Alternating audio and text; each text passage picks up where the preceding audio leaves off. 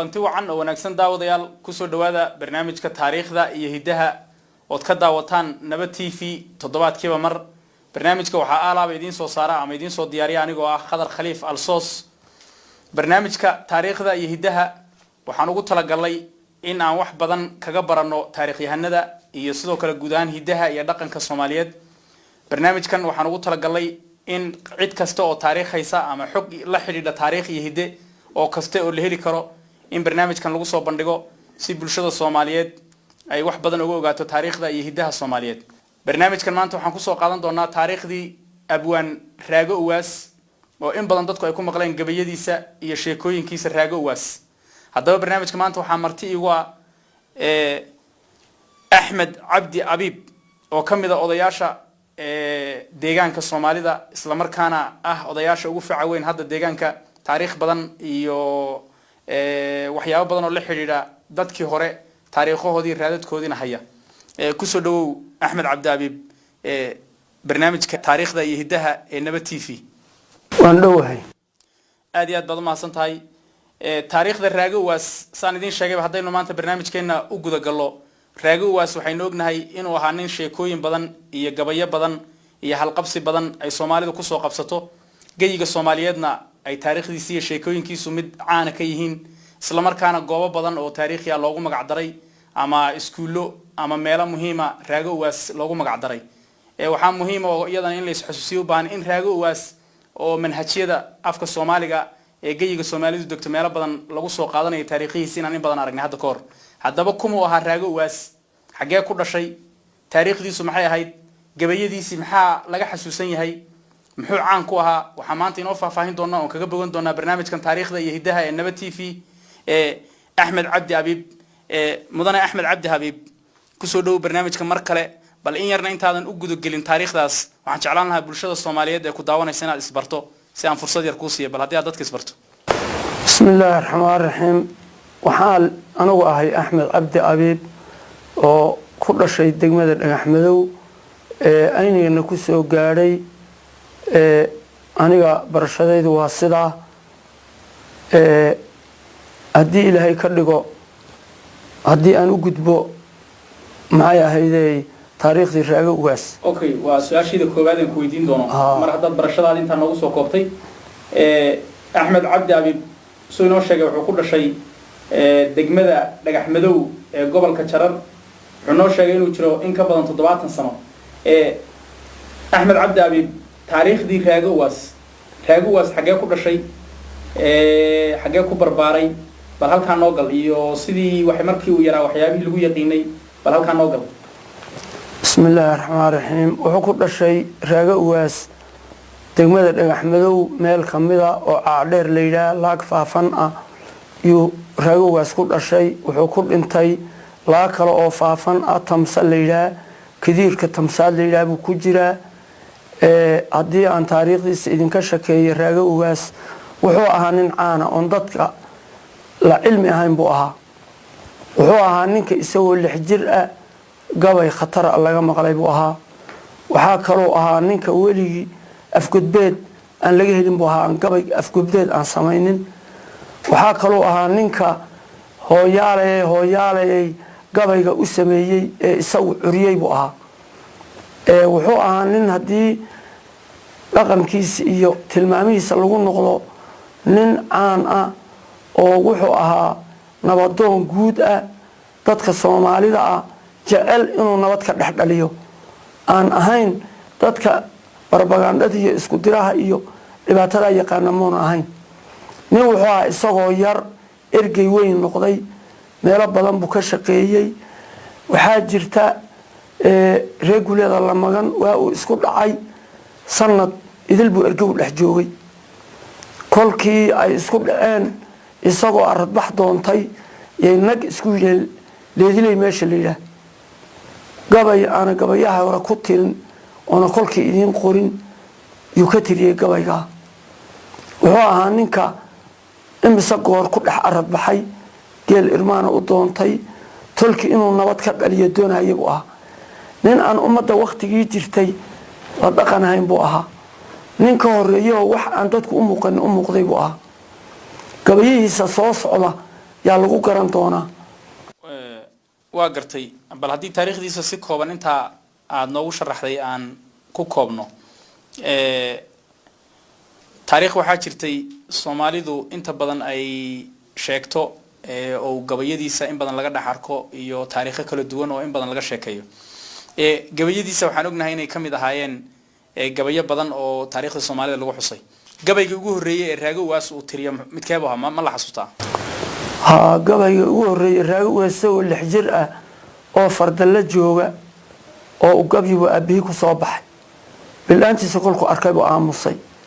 aabihii laba eray buu ka qabtay wuxuu ka qabtay Uwaas uma doojaa walaan dawliskii xidhay mise way iska daayaa bad baan dib u ceshiimayn labada eray buu soo 6 jir ka qabtay waqtiga kadib qolo Soomaalida kamid ah yaa Raago Uwaas la tagtay waxa la yiri Sorfaayo wiilkaagi 100 halaad ka soo bixi wuxuu yiri in kastoo aan jeclaan lahaa wiilkii Raaga ah wixii uurkiisa ku jira inaan ogaado haddana anigu xeer xun bixin maayo Soomaaliyeed anigu 100 halaad waan bixin karaa laakiin nimaan waxba lahayn yaa wiilkiisa la afduuban oo 100 halaad ka soo bixi la oran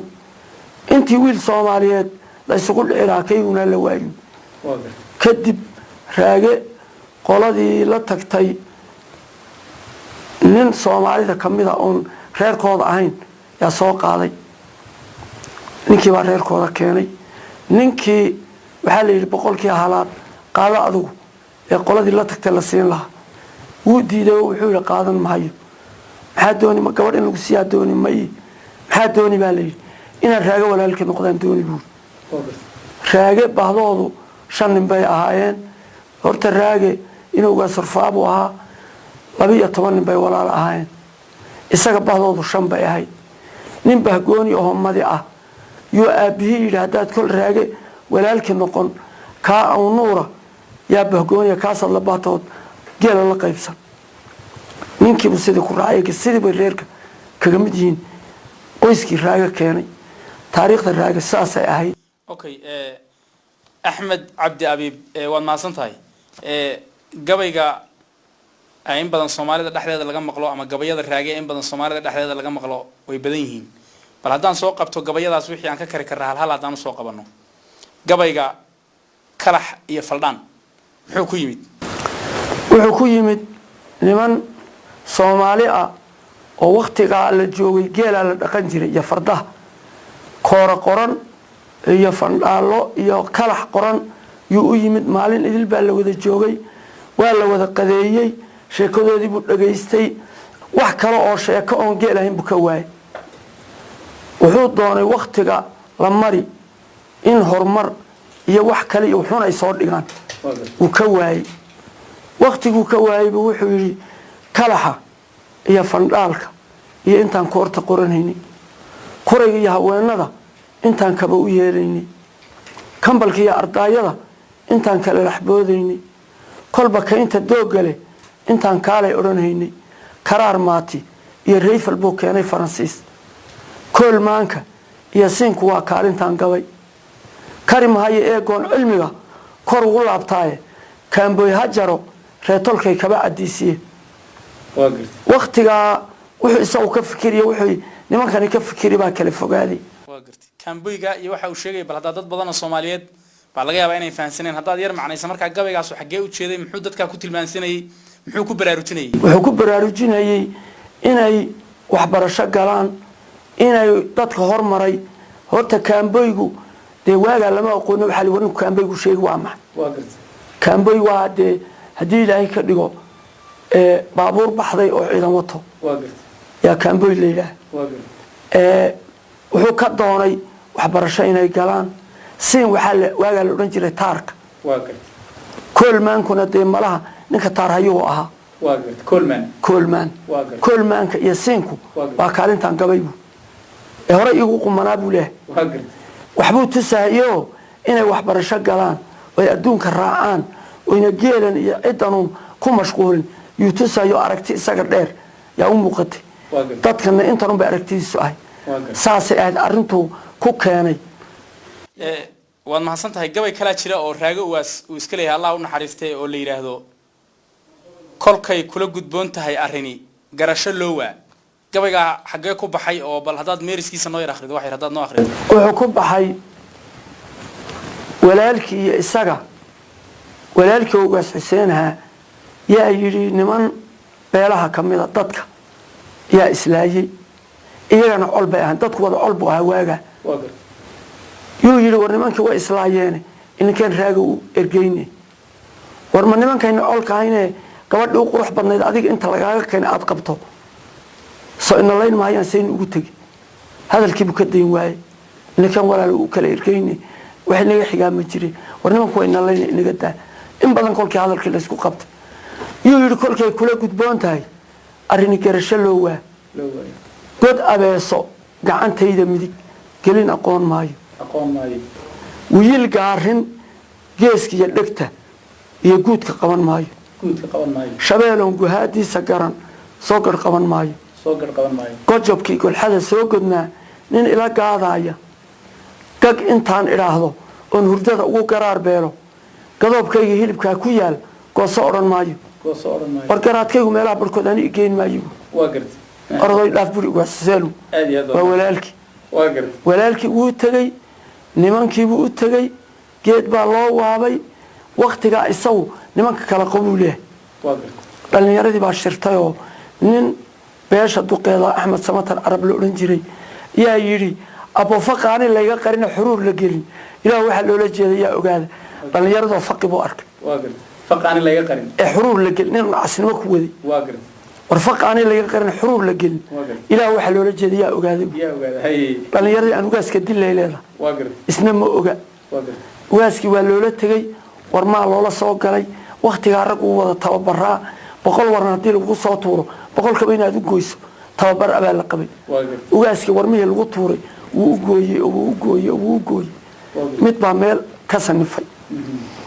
axmed samatar arab baa ogaaday oo ku xilo furayoo kurayga kala kaxeeyey waqtigii bay socota tidhi ugaaskii waran baa lagu dhuftay oo nimankii inay dilaan bay damceen meelo badan buu gaadhay raagaa warkii maqlay raagana waa kii diiday wuxuu yidhi nimaad caafimaadkiisa talin kugu saceebeeyey haddii ciiska weynliya la daro warama caal weynli miyaa loo calcalaya ama dhimanaysa buuri ugaas xuseen ama dhimanayso ah buuri meel lagu dili buu kacay buuri anna inuu ugu dilo tama amise waa iska diiday saasuu ku yimid gabaygaasi god abeesa gacanta ee gabaygan kada ah kolkay kula gudboon tahay arrin garasho loo waa arrintaas ku keenay oo walaalkii isku qabteen saasayna arrintu gabayga arrintiisu halkaas ahayd bal gabaygan kale yiraahdaa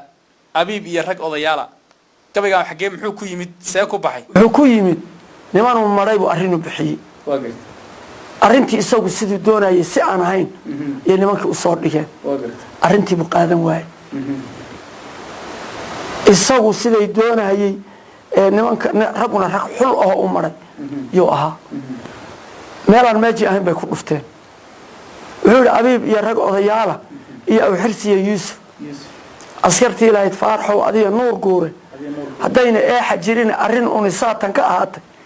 waa yerirdaha u gafay aqilinay baabuur saasuu ku keenay arrin u diray bay nimankii siduu u yidhi si aanan bay ugu dhufteen abiib marka ragga odayaasha nin uu kamid ah buu ahaa walaalkii buu ahaa aniga awowey buu ahaa kii aabbahay dhalay buu ahaa abiib waa adiga awowga waa aniga aabbahay ninkii dhalay ninka aabbaha dhalay waa gartay oo isaga abiib baa islaantii raaga dumaalay waa gartay aniga aabbahay bay dhashay waa gartay islaantii raaga ka dhintay raaga uwaas islaantu ka dhintay gabadhu ka dhintay khadiija nuuriye oo reer dalalahay waa gartay aabbahay bay dhashay dumaal bay ku dhashay kulku raaga dhintay iyo abiib dumaalay abiib marka waa ninkaas waa ninka walaalkii ah labadooda isku xigeen adigana awowga anigana awowga aad iyo aad baad maasan tahay gabayada raaga uwaas in badan way badan yihiin mana soo koobi kara haddaan bal kuwa ugu yar aad ka hadalhaynta badan tahay Soomaalida dhexdeeda haddaan qaybo ka soo qabsano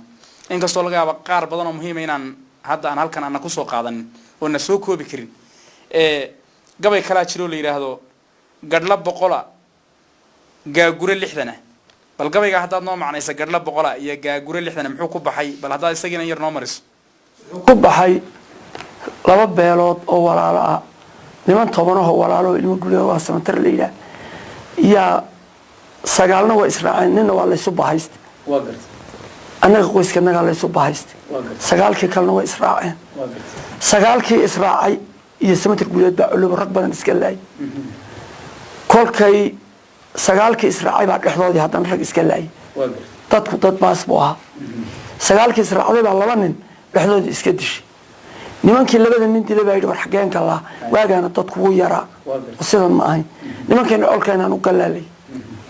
nimankii intay ciddii haweenkii kor ka soo qaadeen oo aqalihii iskaga yimideen yaa reerka colkaa inu soo galeen warna bariyaa layidhi nimankii walaalaheena barna daba socdeen reerkii baa isqabtay niman waxay yidhaheen nimanka aan bariino nimanna waxay yidhaheen war waaba kuwayna colka ahayne kuwa soo daba socday kuwani isku mid unba inoo maxayna ku fali arrintaa kolkii laysku qabtay isagu gabiyey wuxuu yidhi waryaa gadhla boqola gaagure 60 odayagii sheekh raggii iyo haweenkii buu tilmaamay gaaguru waa haweenkii gadhla boqola gaagure 60 odayagii sheekha gabayooda gaydhiya qatane inay gudaal raagay gunta iyo gunaafka iyo midkay gabadhu keenayso intaasoon gardaadsaday sidii gudumo odeeda wargeedadaasaan uga baxshaa gaarfiyo faalig buu nimankii lahaa nimanka yaynaan barinin yuu kolkaa leeyahay sidaan nimanka u bixinaa hadalku u socdaa waxaa laysku raacay nimankii in la bariyo oo nimankii diidanaa hadalkii bay ku joogsadeen nimankii 8 ah ilan niman waa kuwan ka soo baxay 9 bay ahayn 8 oo socdaa yimid waxaa la yidhi inaad maanta noo soo bixisaan nimankii labada nin naga dilay iyo 200 maanta inaad na siisaan waxaan ahayn inaanan ku samreyn iyo 100 nin intaa u xilan naga tahay waxaa la yidhi raagiyo ugaas xuseen iyo abiib iyo aw nuur niman ilmi ugaas warfaa warsa inuu yeelaa waxaan yeelaa soo nimankii ma dhaarinahaa geeleena labadeennan geel aan dhaar furiyo u siino ilaan maantay ku dhaarteen berrinaan dhiigga u oodno labadii geel baa la soo kaxeeyo waxaa la yidhi walaalayn geelashana qaata dhiiggiina maqorxada berri aan idin oodno bal waayahay waanu tashan raagaa yidhi wargeel haynaga bixinina saddexdii kalena way israaceen raagana meel buu maray wuxuu yidhi wargeelaa nimanku inoo celin mahayaane geela haynaga siinina war waanu siina waa walaaleyne way inoo celinayna daabaa li ritigii baarqabkaabuu isagu dabraday xerada kula hadhay geelashii baa la dareeriyey nimankii baa loo geeyey wargeelana guddooma oo dhaartii maanta aad dhaarateen dhaar furyo u guddooma berrin aan maqorxaadda idiin marna baa li bal waanu tashan noo kaadiyaali ayad bay afka juglaysuuse war 200 halaadati kala leeyaynasi miyaynu celin inoo kaxeeyaa la yaa la go'aansan geeli baa la kaxaystay reesmatir guuleed baa geela aan ridno ilmo uga safraa baa geela naga regular samatar walaalahano isugu ma geela anaga bixinay nalagama dhicin laba nin geela naga loo dili maayay waxay hor dhinta mooye faraha ka qaad geel sidii kula tageen markaas wuxuu raage hadhow baa shalayta aan gudnayn agow geela haynaga siinina buur hadhow baa shalayta aan gudnayn doqonku gowraa ma ku galay waxaan garanayay geela aan waran nimankii geela la tagay oo reer dalal oran jiray reerkana reer samatar booraa la yiraaho magacooda yaa la yiraah gabay cutub la yiraah butiri cutub waxaan u naqay booraha coliya baaskiis waa samatar guuleed cutub kalena dalal iga gee kuma andiid maan jeero ergada lagu cesho laga caalwaayo asbaa tolka lagu dhaqaa ara walaale intaan ciida looyaha la darin dirra faarida waliba caaqibaan leena uradma moodaan wariyaynan culuubine tolima caynka haw jarina meeshu saar oorigu ka iman adigama saarribo geeli sidii bay kula tageen lama socon daaya liilgeela la tageen taasay ku timid arrintan gadhla boqolii saasay ku timid aad iyo aad baad mahadsan tahay axmed cabdi abiib oo ka mid ah tafiirtii iyo dadkii ka beermay abwaan raago uwaas oo soomaalida dhexdeeda magac weyn ku leh isla markaana taariikhdiisa meelo badan suugaanta iyo manhajiyada Soomaaliga iyo suugaanta aad loogu xusay geeyiga Soomaalidana in badan caan ka ah raago uwaas gabayadiisii Allahu naxariistay way badan yihiin hadii bal qaybo kale wali aan xogaa ka sii taabano gabay waxaa jiray isagana la yiraahdo amaantii fardaha waxaa jirta faras warsug la yidhaahdo lahaa warsug waa faraska aan weligii farda la soconin shinnidiisuna dhulbahantay ka timid faraskii wuxuu ahaa uu u doonay waaguu ina cilmi xuseen gabadhii reer faarax u fadhiistay faarax wiil waa la guursaday farasku keenay buu ahaa shinnidiisu farduhu kuwaasay horta ahaayeen farda waxay ahaayeen duulo oo hadday meel biyo ku soo baxaan ka booda wax joojiyaaba una jirin faras ka mida yaa ceel dhagax madow ah oo galoola la yidhaah oo 12 shub ah yuu faras ku dhacay nin baa yidhi geeya beedalan la kaale waa la soo kor joojiyay waa dananta baali ha maqlo kolu geeydi way danantay faraskii intuu kabtaa ka soo boodo darka dabadiisa yuu lugta u dambaysa ku dhuftay farda sidaa bay ahayn faraskiisu kolka meel loo kaco lama socon jirin fardaha faraskaasoo ammaano wuxuu yidhi warsigoo midabkaaga iyo ammaataa wafi maayo wada sheegina maayo ka wayaagina maayo gabal waa wax madow gaballo waa wax guduudan gaballo waa sida woobkiyo warcoodkii birbiraad iyo mooraasi duunaan geela weyrsan irmaan iyo waristii rimanayd iyo aarankay wadanhaysay iyo golashii waadiyoobay iyo wadaalun la tagaayo wabar xoog lamiyaa haddiise weerar la qaado oo webiyaa la tallaabo wax yar kaama maqnaadee waa kanay majinbaa warandhaab iyo faaf sanka hada warsayse warandhaab iyo faaf malade waa taqaana waa qabridaha faaf hoosteeda sanka hada warsayse waa xugshalaydan inoo muuqatee faafaneed warandhaab iyo faaf iyo sanka hada warsayse banka waalidigeed weyladoon galabeed iyo watifla ku maraayo ma dabayl walwalba meel walaama col joogo oo wayab qaarka madow iyo warma laysku ridaayo waryaaday ka tagaay wacelooy ku ridaay wiilka ka reeba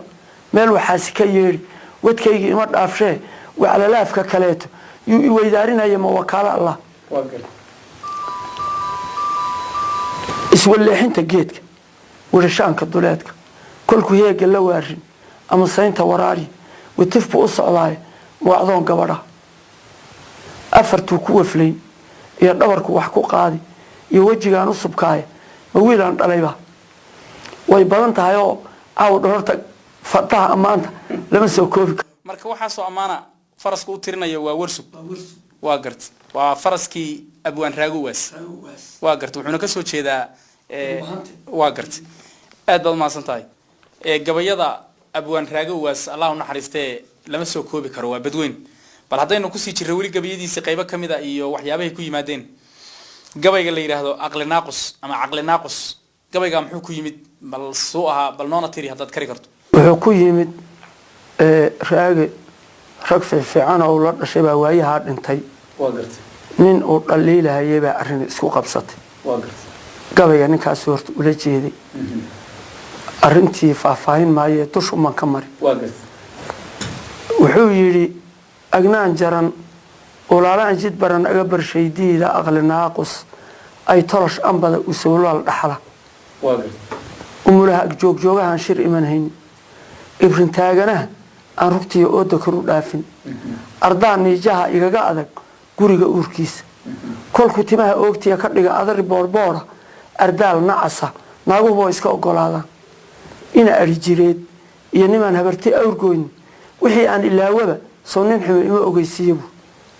ninkaasuuna ula jeeday gabaygani wax badan buu xambaarsan yahay bal haddii adoonba hoos u gelin macnihiisa erayada soomaali ahaan dad badan baa hadda laga yaabaa inaysan fahminba bal haddaad noo tartiibiso noona macnayso bal ood halhal noogu kala dhigto micnihiisana aad noo sheegto si ujeedadiisa loo fahmo waxaa weeye ninkuu gabayga ula jeeday raggii ku habboonaa ee meesha ka baxay buu arkay waxaan xusuusan buu leeyahay raggii fiicnaa nin xunbaa ay xusuusiya kaalintuu raggii hore qabanhayay yuuna ninkani qabanhayn arrinta uu ku keenay waa sidaa oo wixii aan ilaawaba ninkii aan ka samray soo nin xumo ima ogeysiiye wey arrintuu ula jeeday waa sidaa saasay ahaydoo ninkaa uu dhaliilahayabuu nin fiican buu xusuusiyey leeyahay waa gartay erayada waxaa ka mid ahaa ardaaniije ardaaniije waxaa weeye waa ninka dee aan dad waxba u filayn ardaygiisa mooye tan qarana shaqo ku lahayn danta gaarku ina ardaygiisu ninka taagan ba ardaanijiye leeyahay waa ninka ninku tilmaam ardaanijiye waa ninka sidaa aad baad mahadsan tahay gabay kale baa isaguna jiro oo la yiraahdo nin dhaqaaqay oo joogsaday muxuu gabayga ku yimid oo bal hadaa isagana ereyadiisa xogaa aad nooga taawato wuxuu tilmaamahay nin kolka cudur ku jiro oo dhibaato hayso iyo markaa tilmaam wuxuu yiri nin dhaqaaqay oo joogsaday oo jiibsaday oo galgashay oo junfeeyay oo dhulka laayay waa dhul xariiq nin kolku muruga ku jirto dhulku xaraaqi jiray ragii hore nin dhaqaaqay oo joogsaday oo jiibsaday oo galgashay waa nin habeenkii gami waayay oo jiibsaday oo galgashay oo junfeeyay oo dhulka laayay ama juuc la buko ama hal dhibaajir buu ama juuc la buko ama hal dhibaajir labada eraad noo macnayso ama gaaju la seexan la yahay ama cudur ku jiro oo dad uu ka buko oo dad ku sameeyay cudurkiisa la seexan la yahay cudur rag ka haya uu la seexan labada waa mid wuxuu yiri oo kale tol haduu istixraayo oo bahgaabkii jiqireeyo ama waa wax jabaayo oo jinfilila ku daacay ama talis baaban dhex joogin ama boqor baaban dhex joogin nin taliyo oo macnaha wax garadan dhex joogin qof juruuban taqaana oo minka uun juqjuqlaysay ama waa jaxar ay ah ama ninkeeda ka jid weydiyo waa gartay bal halka hadda noo macnayso Soomaaligaas waxa laga yaabaa af Soomaaligaas dad badan oo hadda dadkeena Soomaaliyeed inuu ku adkaaday fahmi waayaan oo dhalinta dambe in aanu kamid kahay laga yaabo inuu ku adkaado bal hadda halka noo macnayso maxaa looga jeeday waxa looga jeedaa haweenka waxa jira qof ninkeeda goosha ku cunta oo goor walba hadasha oo aqalka hadii Ilaahay ka dhigo goor walba ku muranta naagta sidaa ah ama waa naag xun oo jaxar oo macna lahayn buu ama ninkeeda ka jid weydo dhib ku sameeyay buu labada waa mid qofka hadalka badan ee sidaa ay labada xaal mid basal ku haysa qofkii bu tilmaam wuxuu qof juruuban taqaana oo minka uu aqalka uu ka hadashay way minka uu juqjuqlaysay ama waa jaxar ay ah ama ninkeeda ka jid weydiyo waa gartay haddii aan gabayadii raago waas abwaan raago waas Allah u naxariistay aan gudaha kaga sii jiro Axmed Cabdi Abiib wax badan bal caawa gabayadii aad noo sharaxday khayr Allah ku siiyo gabayga kololo waxa weeye islaantii farax wiil waa isku qabteen waa kiitii ka yareed loo meeriyay naag cajiib oo gaban qalifa leeyahay la baxday naagta waxay reer guuray oo maanta geedi ah haruub arbaqi oo hal faliir haweenku ka yiraahayna geedigi ku karisay ee kolkii maanta dhan awrti waxay raraataba asarkii kolkii la furay ergii oo qiiqi intay saa u marisay oo xeeradii xashay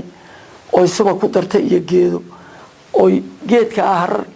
raag u fadhiyo u geysay iyo labadii nin ee labada dhinac ka xigtay warkaale yiri labadii nin buu nin yaabay nin raashinkii buu iska darsaday nin baa yiri waraage raashinka goorma la kari geedi baa lagu jiray goorma raashinka la kari xagee laga keen raaga dhowr goor kolku ceeliy waryahoy shuqulka naagta leh raashinka cumbuur ani ay weydiin shuqulka naagta leh qofkii sida ahayd qofkii baa reerkoodii dhibaato doonatay awr fara badan reer farax guuleed abaskuula yaa awr fara badan soo raray ragna waa la soo raaciyay faafan oo socota iyo ku soo baxeen reerkay ku socdeen degtaas uga muuqda degtana awrtii baa joogta togiina wuu socdaa gabalkiina wuu gaabtay waxa la yiraahdaa awrtu way culus tahay xilligana ma talaabin karo intaan degtan iskaga furano biyo hayna dhaafeen aroortii baynu talaabiye aan reer kobtan ku furo iyadu way lamaanto gabadh bay wadataa waxay tiri kala dad awrta furaysaan gabadhu xalay habeen hore midna hab uma aaneelin ana mali reer kala degtaa yahay gabadhan hab kala doonay awrta furo aroortii soo talaabiye maqrib bay togi ku soo dhacday saaday nimanka